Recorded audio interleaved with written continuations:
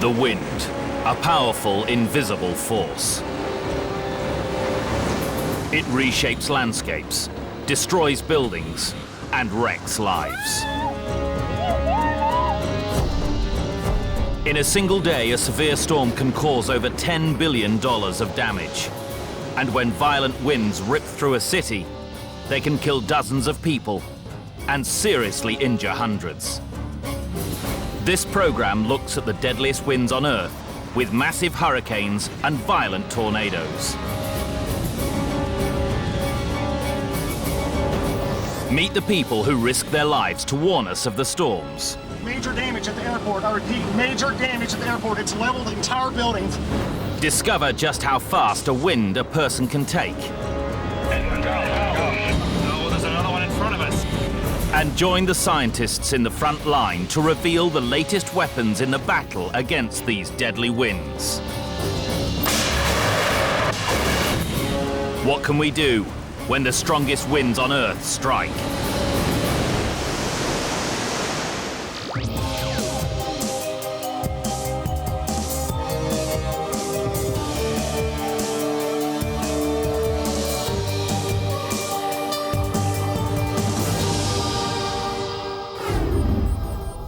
Friday the 13th, August 2004. Hurricane Charlie is predicted to hit West Florida in 8 hours. Hundreds of thousands of people shutter up their windows, and 1.5 million leave the area. But one person heads in the wrong direction. Mike Tice is a professional storm chaser. He gets his thrills from high winds. He's filmed many hurricanes and tornadoes, and he knows Charlie is going to be big. This is the storm he's waited for all his life. There's the eye. Tice took shelter near a petrol station. The storm actually deepened very fast and became a Category 4 hurricane, and the winds were just unbelievable. Within 10 minutes, the petrol station was no more. Tice had achieved his ambition. Charlie's winds reached speeds of up to 145 miles per hour. That has to be the wildest thing I've ever went through in my life. Holy cow. I've been wanting to experience something like that firsthand since I was a little kid, and I finally did. Tice's footage is terrifying evidence of just how dangerous the wind can be. Hurricane Charlie left more than 25 people dead, made tens of thousands homeless, and caused up to $15 billion of damage. There is a simple law of weather. The faster the wind blows, the more dangerous it can be. The winds in Hurricane Charlie peaked at 145 miles per hour. But is this the worst the winds can get? One place to find out is here. The wind on Mount Washington in New Hampshire exceeds hurricane speeds on over 100 days a year. According to the Guinness Book of Records, this is the world's windiest place. The mountain's observatory is staffed by meteorologists all year round. The scientists make light of the mountain's reputation. They even serve up the world's windiest breakfast.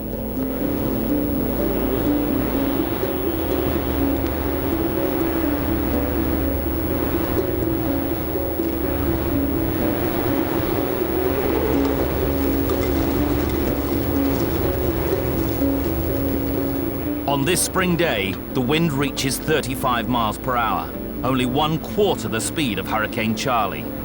But the winds here can get much, much stronger. Ken Rancourt is the director of research at Mount Washington Observatory. A big part of his job is measuring extremely fast winds. We go from the calm summer winds of 5 or 10 miles an hour to the winter winds of peak gusts of 180, 190 miles an hour. But Rancourt has a long way to go to match the wind speed measured back in 1934. One thing Mount Washington is known for is the world record wind.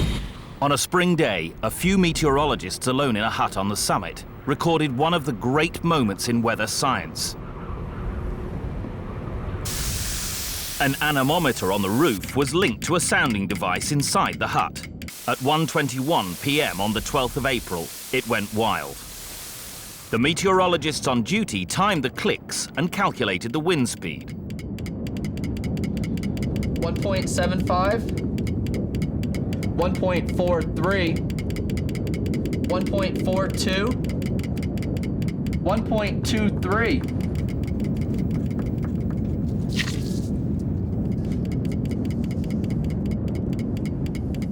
It came to 231 miles per hour, a gust they recorded in their log and which blew them away with astonishment.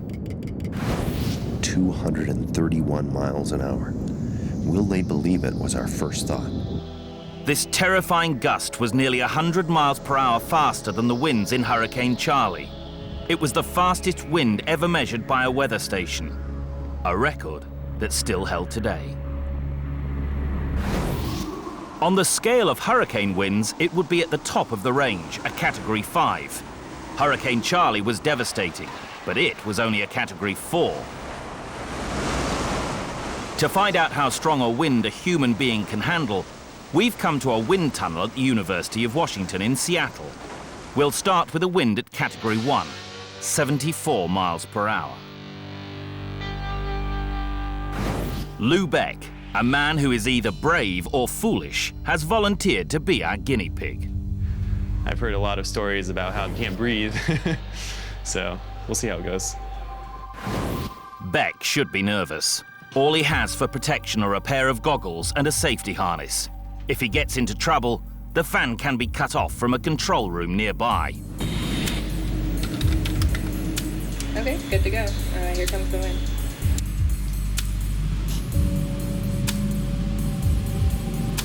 I suspect as the wind speed starts coming up higher, I'm going to be feeling a lot more force.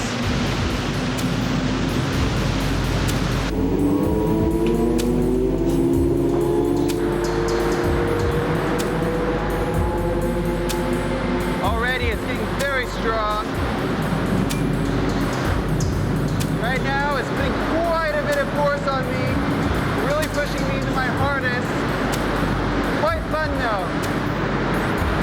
Feels like being on a really fast roller coaster. I feel like I am comfortable going a little bit faster.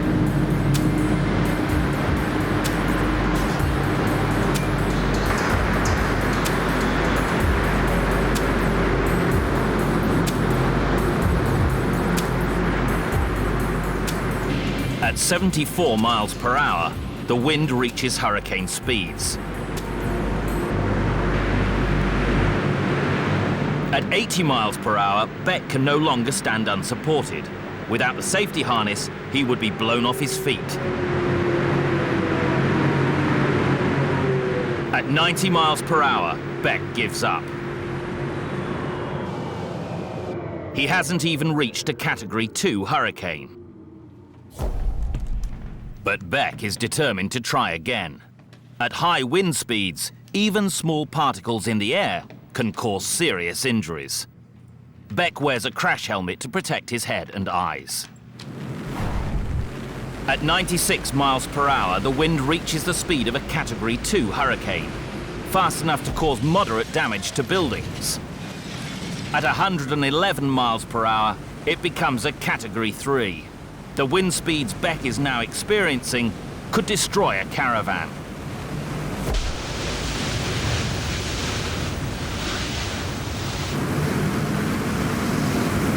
Giving them the signal to go up to 120. 120 miles per hour. This is the typical free fall speed of a skydiver. 131 miles an hour. Beck is now experiencing the force of a Category 4 hurricane. Woo! This is fast! This is really ripping! Whoa. This is the wind speed of Hurricane Charlie.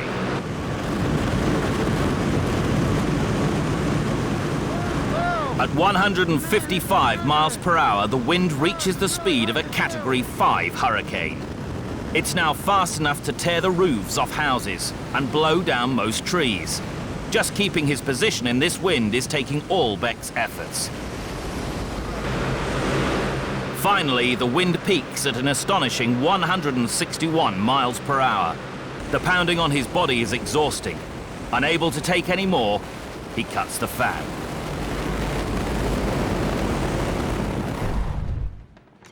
The result of our test shows that you could survive a Category 5 hurricane, as long as you wore protective clothing, were tethered by a safety harness, and weren't hit by flying debris. In nature, wind is a far more terrifying force.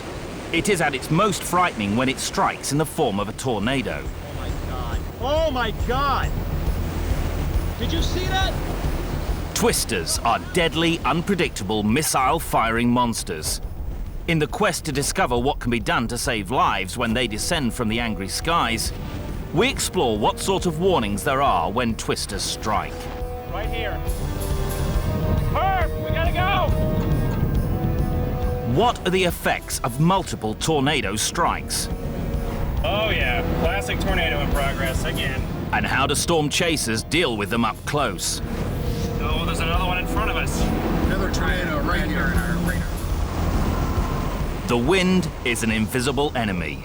It destroys buildings, flattens cities, and takes lives. Hurricanes are giant storms that, like nature's lumbering armies, devastate vast areas of land. But tornadoes are nature's terrorists and wreak havoc in a tightly focused area.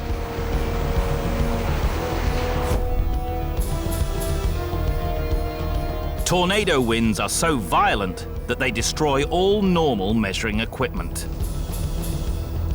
How fast they blow baffled scientists for years. To find out, they have had to resort to some extreme measures. Elias Loomis, a professor at Western Reserve College in Ohio, noticed that chickens caught in tornadoes had their feathers plucked out by the wind. This spurred him in 1842 to devise an experiment for finding the wind speed that caused this. He decided to recreate the conditions of a tornado using a cannon. His idea was to fire a chicken into the air fast enough to remove its feathers. Simple ballistics would then allow him to calculate its speed.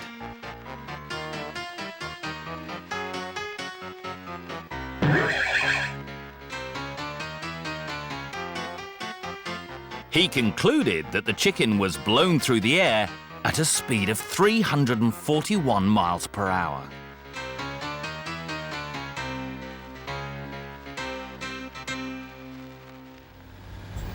To understand how fast winds in tornadoes really are, it's necessary to travel to Norman in Oklahoma. In May, research vehicles gather here, ready for the tornado season. One of the United States' leading weather researchers, Professor Josh Werman, is present. He hopes the data he and his team collect will improve the forecasting of tornadoes.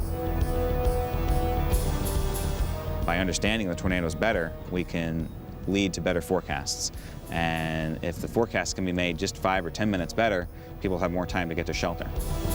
Werman uses Doppler radar to measure the speed of winds inside tornadoes.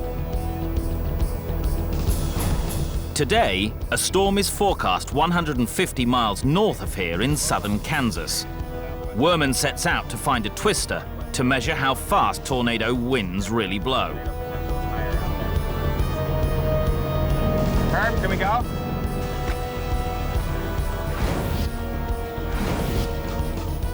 Knowing which conditions are likely to cause tornadoes helps Werman track them down.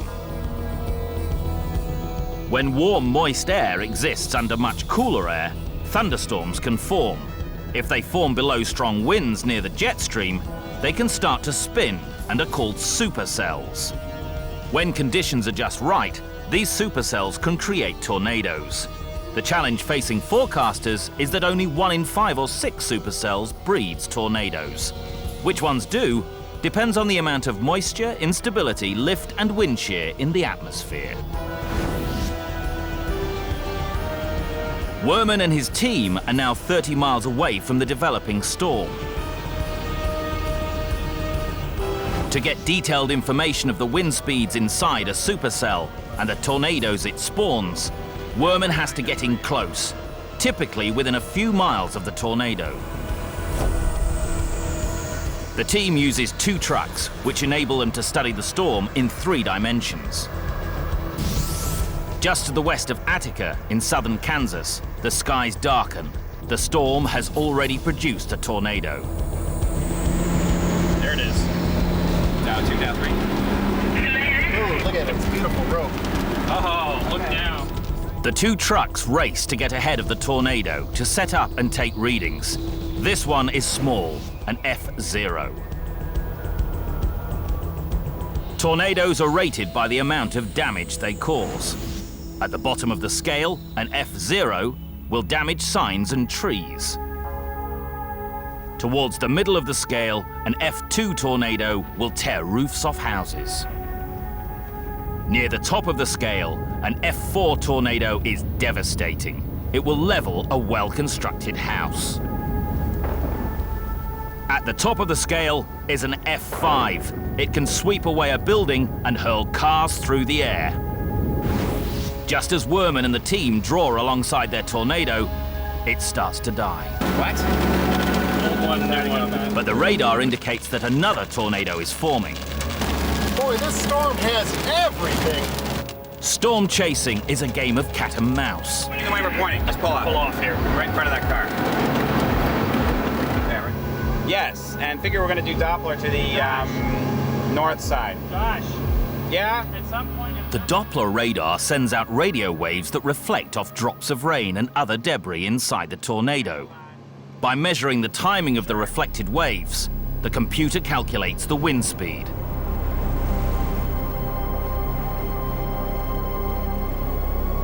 Seen here at 8 times slower than normal speed, the research camera captures the awesome sight of the tornado developing. This tornado appears to be at least an F2. The winds are strong enough to snap trees and tear the roof off a building. See it? See the debris?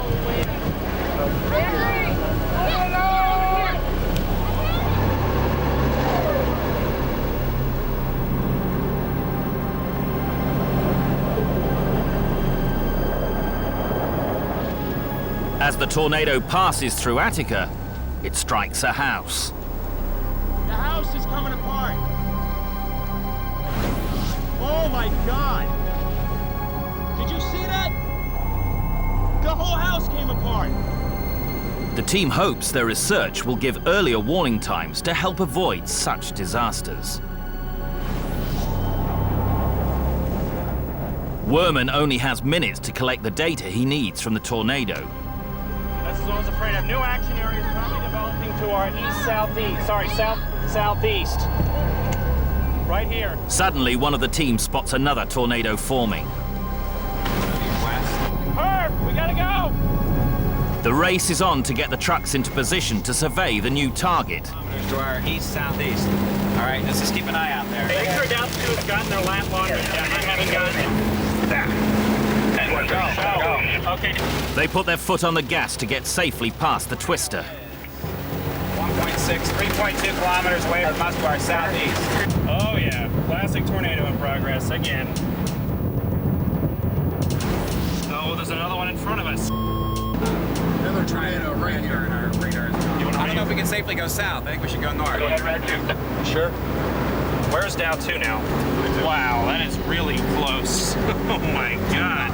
Even though they are racing to avoid the twister, they still want to collect their data. Okay, that one has a wind of approximately 60 meters per second. Ground relative? That's 134 miles per hour. Werman stops the truck to start recording data. Immediately to our south, yeah. We're watching this big dusty one die off here. The next tornado actually could be right out here off to our east.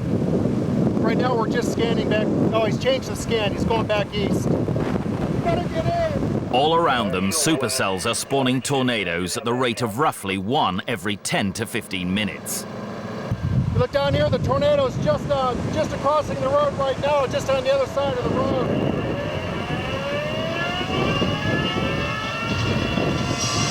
From the KFDI Weather Center, this is a tornado warning. Repeat. As darkness descends, the tornadoes become invisible to the naked eye. This is a storm spotter's nightmare.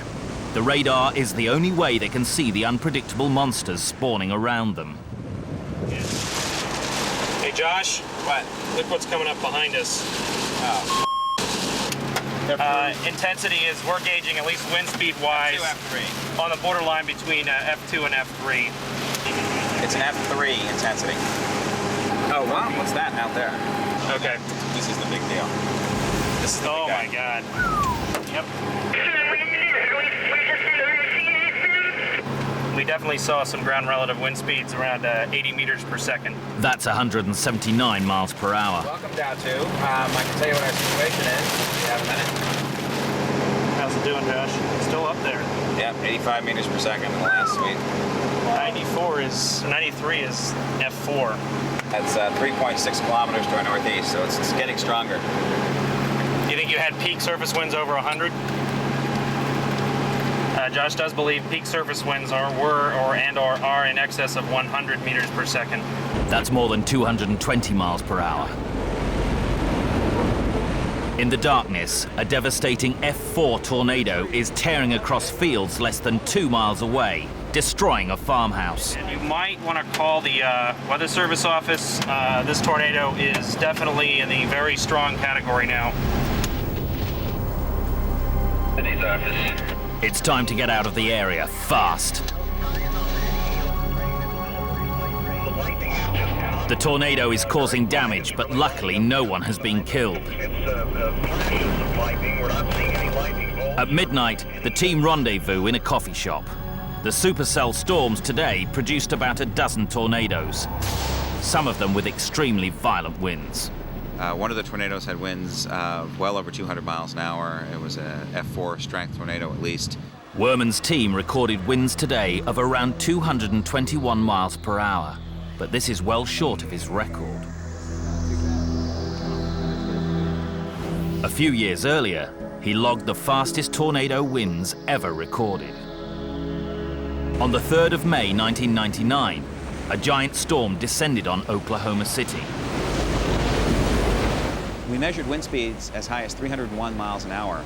The 301 miles an hour represents the highest that's ever been measured, and clearly a devastating wind speed for any kind of normal home structure. Some 60 tornadoes were recorded in Oklahoma that day. The winds killed over 35 people, and the damage was estimated at over $1 billion. Who are the people in the front line of tornado defense?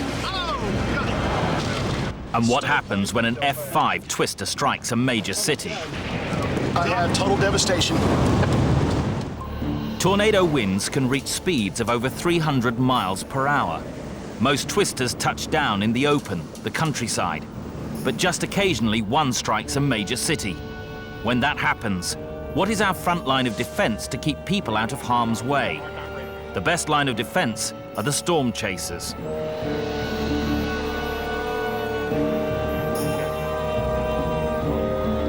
When Oklahoma was struck, some 60 tornadoes hit the state, killing over 35 people.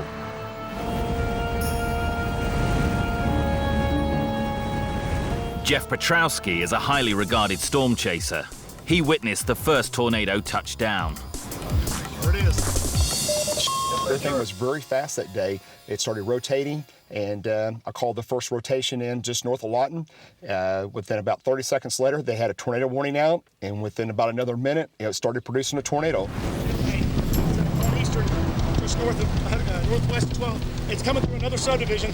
In the Oklahoma outbreak, Petrowski played a vital role in saving lives.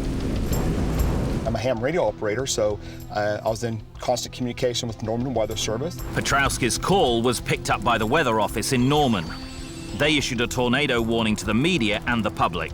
Once you get that warning, it's critical that you act very quickly because you may only have minutes or sometimes even seconds before the tornado strikes. Get below ground. The Weather Service quickly relayed the warnings to local television stations. The media then warned the public in the path of the tornado. At Oklahoma City's Channel 9, meteorologist Gary England was shocked by the power of the storm. This tornado, get below ground. Each time it cycled, so to speak, it produced a larger tornado and a stronger tornado. Oh my God. Stovepipe. As the tornado plowed towards Oklahoma City, Petrowski risked his life to track it. He continued to radio its position to the Weather Service. Major damage at the airport. I repeat, major damage at the airport. It's leveled entire buildings. And only spotters can tell us absolutely 100% for sure that we have a tornado occurring. Intersection, quarter-mile wide. It is doing major damage to my southwest. I had the ham radio talking to Norman National Weather Service in constant communication of almost a play-by-play of what intersection, what town was next, who was in the path, and what I was witnessing as the tornado was evolving. At 29th and Center, I have total devastation. Crossing eastern right now. Stand by. Petrowski followed the tornado into the town of Moore. He was now experiencing what seemed like the end of the world. Ground was vibrating. My van was literally shaking. I could feel the vibration in my body. I rolled down the window. Everything on that block was gone. There was factories, buildings, trees. It was an industrial park area. And as I looked north on that road, everything was gone. Hello? Can you hear me? The next day, the residents of Oklahoma City were left to pick up the pieces. The tornado had torn a 19-mile path of destruction through the area. Chris, does he live in a house around here? Right here. Right here? Okay. But I don't know if they were home or not. Okay. Jackie! Chris! Anyone back here? 36 people had died, 700 were injured, and over 2,000 left homeless.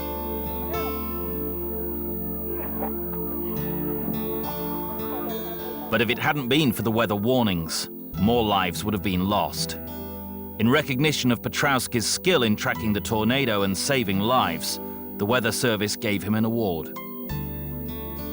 I didn't realize I was going to film and witness the strongest tornado ever on the planet, strongest winds ever measured on planet Earth, also the most destructive tornado in U.S. history as far as dollar damage.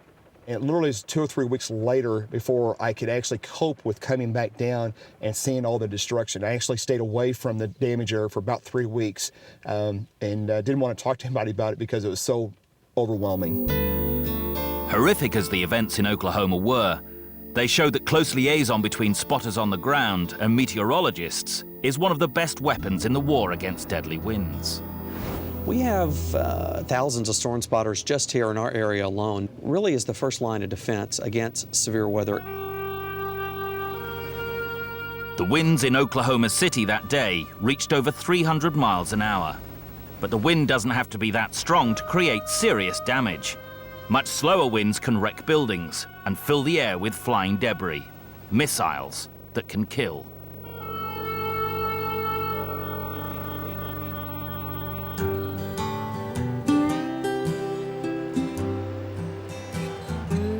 In Lubbock, at Texas Tech University, researchers have brought in a C-130 Hercules to act as an outdoor wind machine. They want to see how fast the wind has to be before it damages this building. At 70 miles per hour, shingles start flying off. At 100 miles per hour, part of the roof blows away. Now damaged, the house feeds the wind with a steady supply of flying objects. Once in the air, the wind turns this debris into life-threatening projectiles. When a tornado hits a populated area, flying missiles cause most of the casualties. Oh, God. There's 3 babies. So what is it like at the heart of the vortex? What happens when missiles bombard a house or strike a person? We're about to meet a woman who was hit by one and lived to tell the story.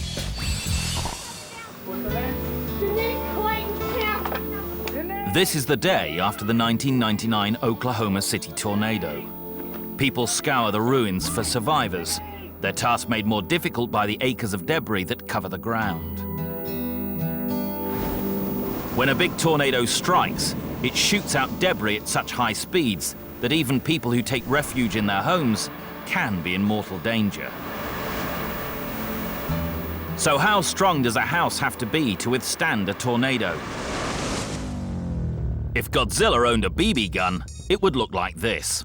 A 30-gallon tank of compressed air that can fire anything from bricks to steel posts at up to 100 miles per hour. At the Texas Tech Wind Research Facility in Lubbock, a group of researchers test house walls to see how well they stand up to flying debris. They're testing what happens in winds you'll find in F3 to F5 tornadoes.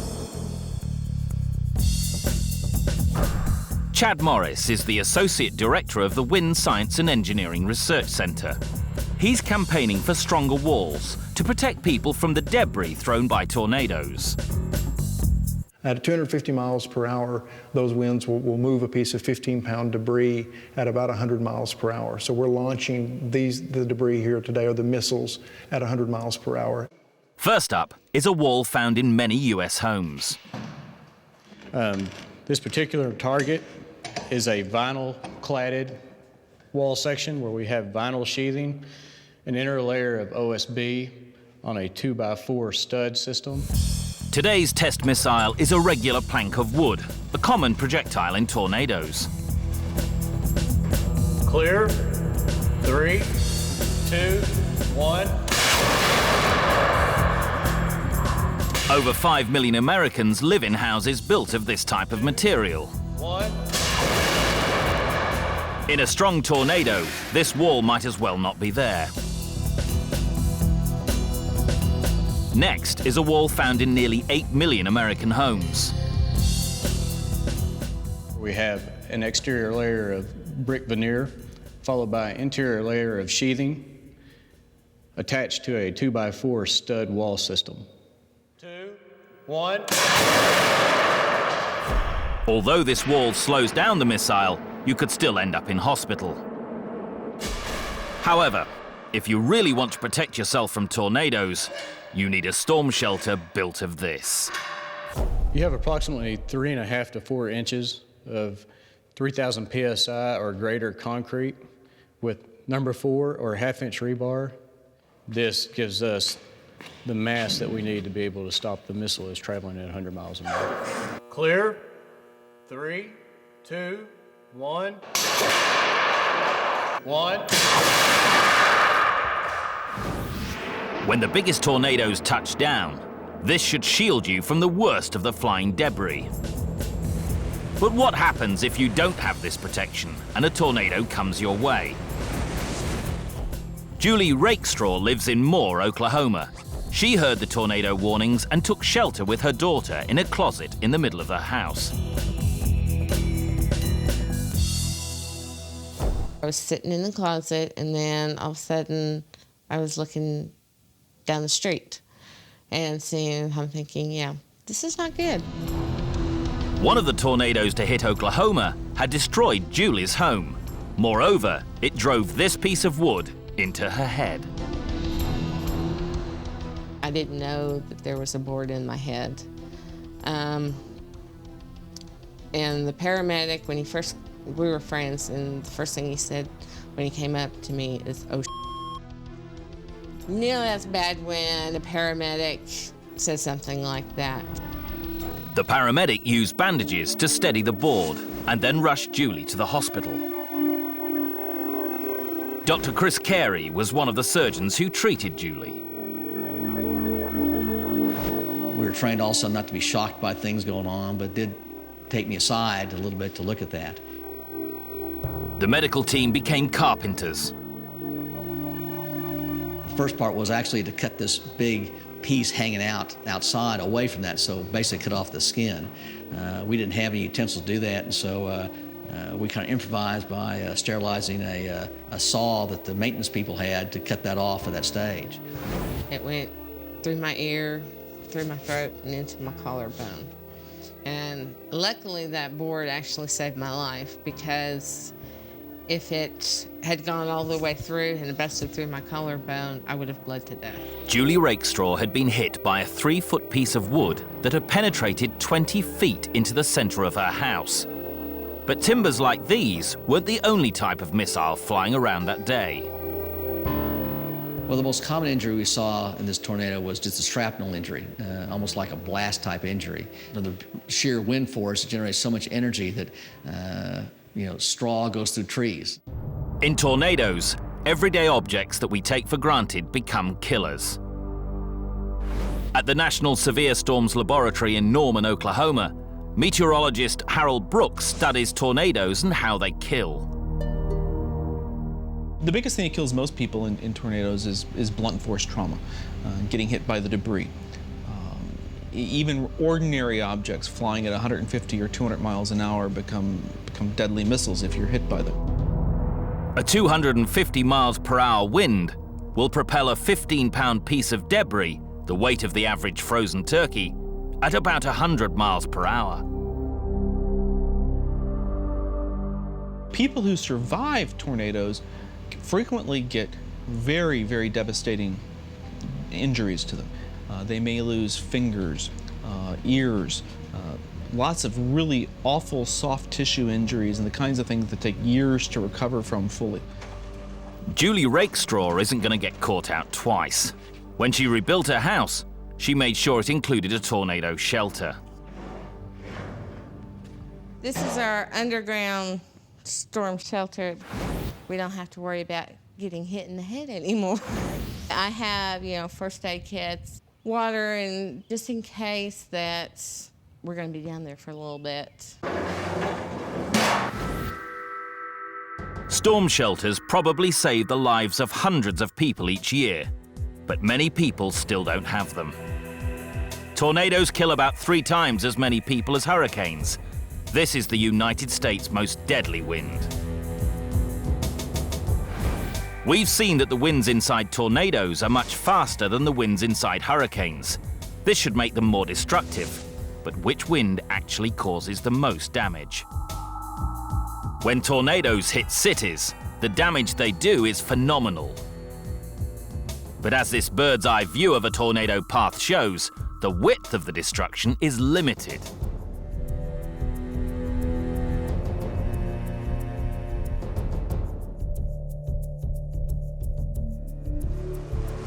In contrast, hurricanes are vast, typically 300 miles across. This sheer size makes them much more devastating. Even though these winds are much slower than tornadoes, their sheer size makes them more destructive. They spread their carnage far and wide. The power within them is extraordinary. A moderately sized hurricane can release as much energy in a day as 400 hydrogen bombs. Is there anything we can do to prevent so much damage when the next hurricane strikes?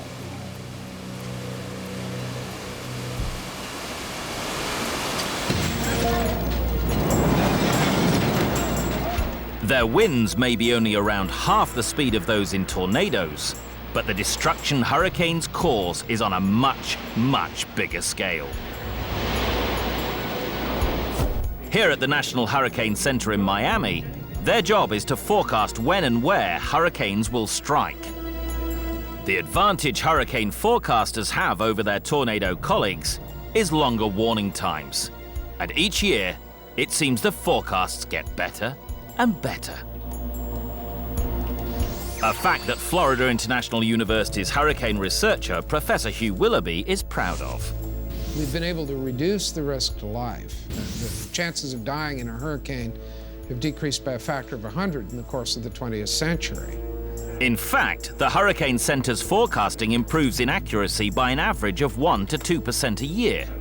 1 or 2% a year doesn't sound like much, but over 30 years it adds up. But there's an element of hurricane forecasting that is extremely difficult.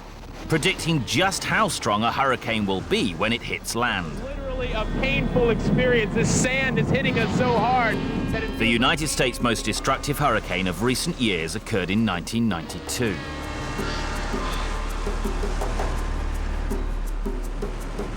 On Sunday, the 16th of August, satellite pictures showed a tropical depression forming in the eastern Atlantic. By the time the disturbance reached Florida, it had grown into a powerful storm and had been given a name, Andrew.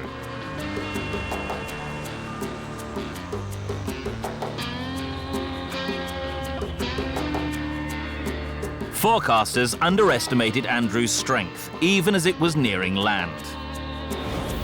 Stanley Goldenberg is a hurricane researcher. If anyone could have seen what was coming, it was him. But as Hurricane Andrew approached Miami, Goldenberg put himself and his family in just about the worst possible place. This is our house calmly waiting for Hurricane Andrew. His home was directly in the path of the storm and protected only by plywood shutters. You can hear that outside. I woke everybody up and said, well, this is the time we got to start what we call hunkering down in the hallway. And we got some mattresses and sheets to protect against flying glass. Winds outside, I think, are at least 100, 110 miles an hour or more. Aaron, are you okay? And there's the cat. Goldenberg relied on plywood and prayer. Waiting out in the hall because we lost the plywood on the front window, but we are praying God will cover that. When the eye wall hit, it was like someone took a gear on a gearbox and just revved it right up.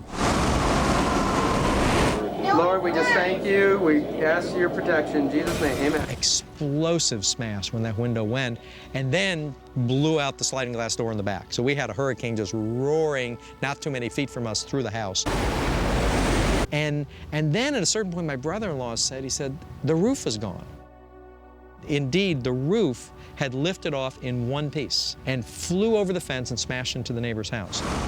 The living room kitchen wall fell on us. It propped itself up by the refrigerator by about 1 foot, so it made like a little hiding place for us. But it's sad to say, the stove was on my back. It felt like my knees were being crushed. And we were just praying, crying out to God, just hoping for this thing to let up. Goldenberg and his family survived. It was only when daylight arrived that he realized the full scale of the damage. You can now see, this is the wall. Fell on top of us. Stove down there, cabinets. These shutters survived the storm. Every window covered with this type of shutter survived. But our house, which had wood shutters, the roof lifted off. The roof lifted off. Hurricane Andrew devastated a total of over 1,000 square miles of land. Andrew hit the least populated section of Miami, of Dade County. If it had been just 20 miles to the north, all the statistics would have been almost tripled. Andrew left around 160,000 residents homeless and killed 23 people. It taught scientists never to underestimate the power and unpredictability of the world's biggest storms. All in all, it went from a minimal tropical storm to a Category 4, then Category 5 hurricane in just about 36 hours. Tremendous intensification, which is the hardest thing for us to forecast, is these rapid intensification. Hurricane Andrew caused more than 20 times as much damage as the United States' worst tornado. On average, year after year, hurricanes cause nearly 5 times as much damage as tornadoes.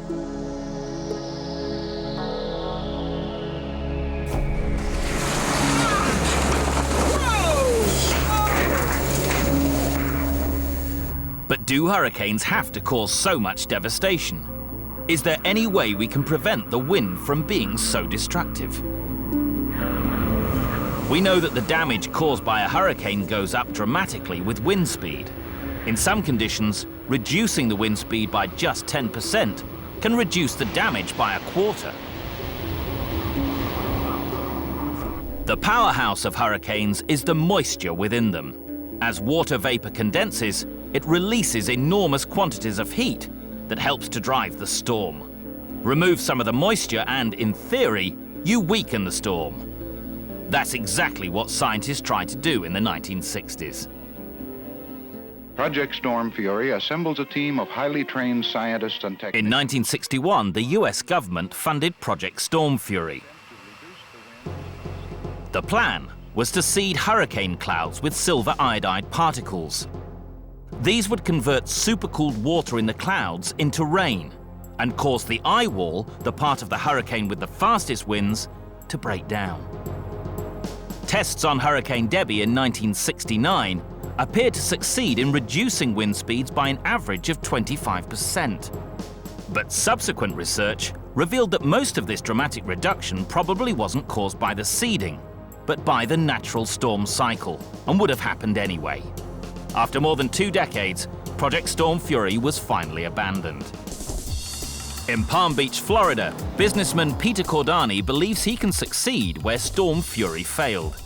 He has created an absorbent powder that he says will one day reduce the power of hurricanes. It's a polymer-based product. It has the capability to absorb 2,000 times its own weight instantly. So you'll see when I dump it in the water here, it will absorb all that moisture instantly. Just a little bit. You can see how it's absorbing it right now.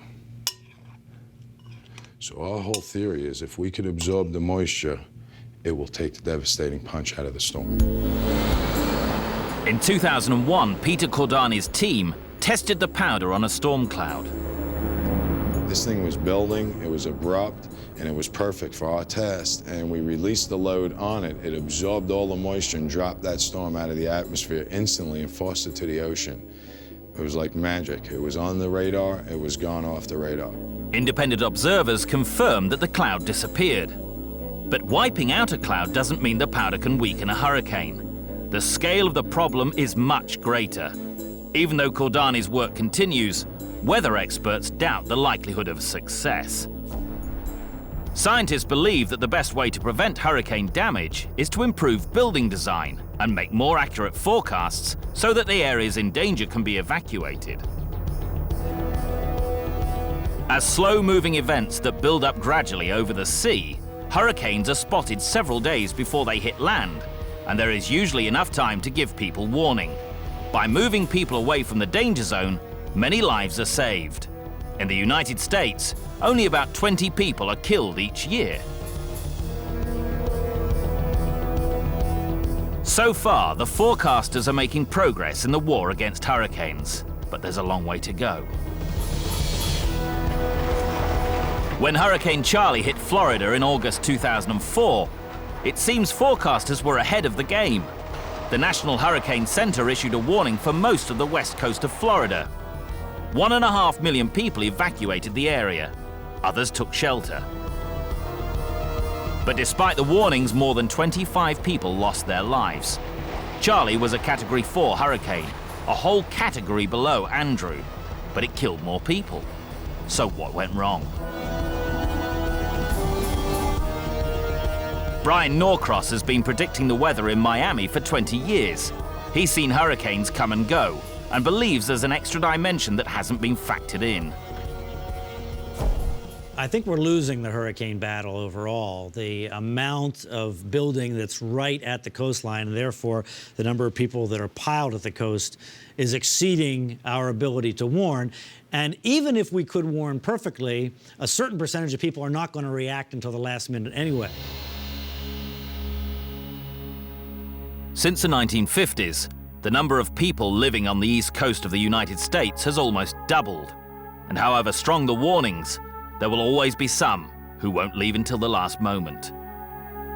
So we know that a significant number of people will be left in harm's way when a hurricane comes. Massive carpet-bombing hurricanes and violent surgical strike tornadoes are among the most terrifying forces on Earth. The intense speed of the air in a tornado's towering vortex makes it the deadliest of all winds, and the awesome size of a hurricane ensures it is the most destructive. Science has sought to understand and protect us from these whirling monsters. Improved forecasts and longer warning times will continue to save lives, but they will probably never be 100% accurate. When angry skies strike, the best thing to do is get out of the way.